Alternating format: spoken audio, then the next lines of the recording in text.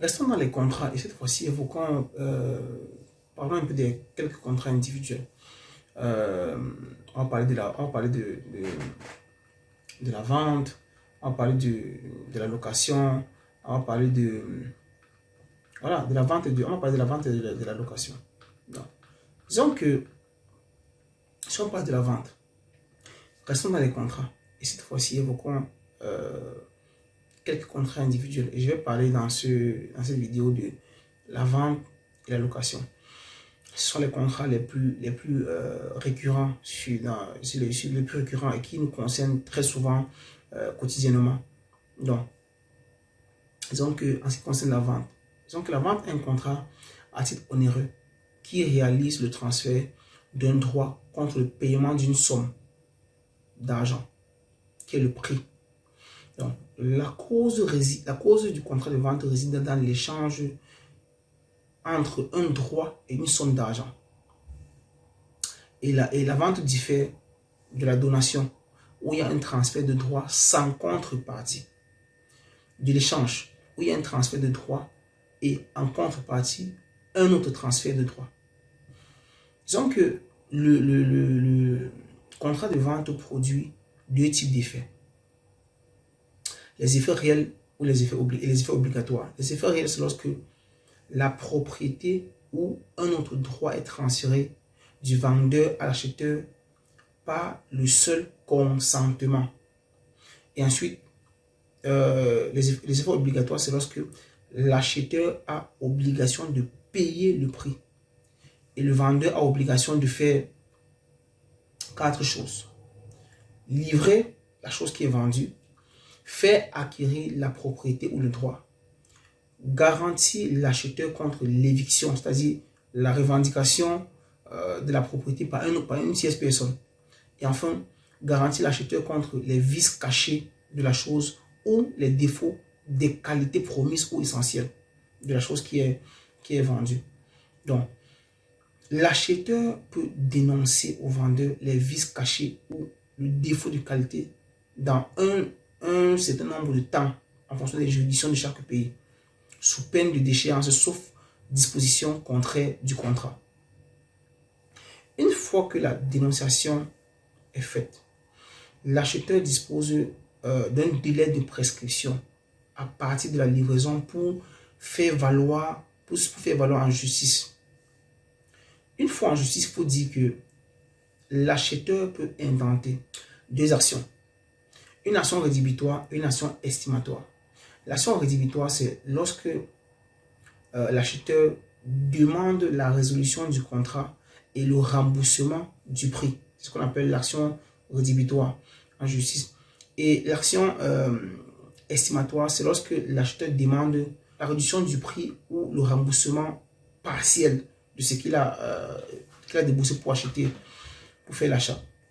Une seule action exclut la recevabilité de l'autre. L'acheteur a le droit à une indemnisation des dommages si le vendeur ne prouve pas avoir ignoré sans faute les vices de la chose qu'il a vendue à l'acheteur. Donc, la garantie du vendeur concernant le bon fonctionnement des biens mobiles vendus doit être expressément convenue et est généralement prévue dans les conditions générales des ventes de produits industriels pour une période déterminée.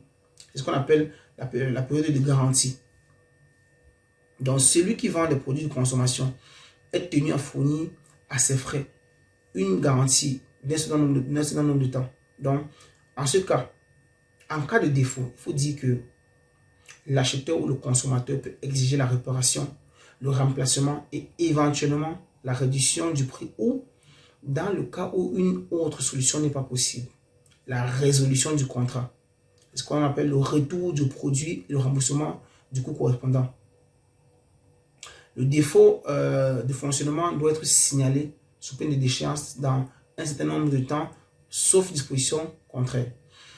Parlons maintenant de la vente obligatoire. C'est une vente dans laquelle le vendeur est tenu de faire acquérir à l'acheteur la propriété du bien vendu. On peut observer 4 cas, on peut observer plusieurs cas, mais je vais évoquer 4 cas. Premièrement, les ventes de biens déterminés uniquement dans le genre, c'est-à-dire la propriété, lorsque la propriété ne passe qu'au moment d'identification.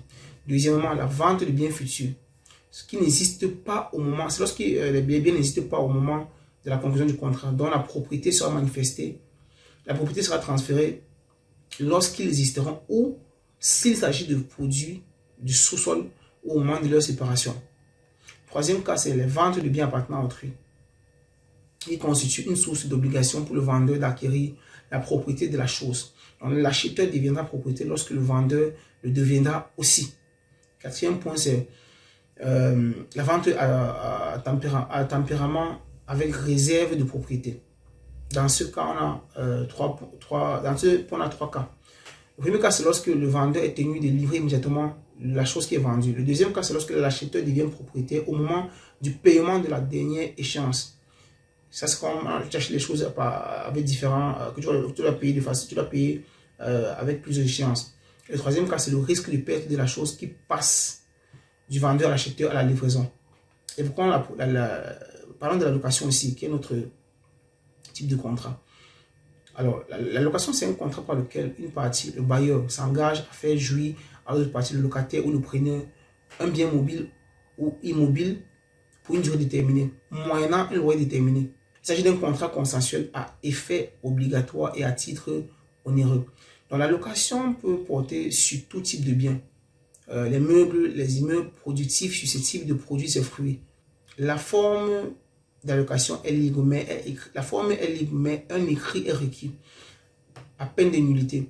Donc, pour les locations immobilières de plus d'un certain nombre de temps, le contrat par lequel le locataire accorde à autrui la jouissance à sa propre chose, mais seulement pour une durée déterminée et pour un usage déterminé en percevant un loyer.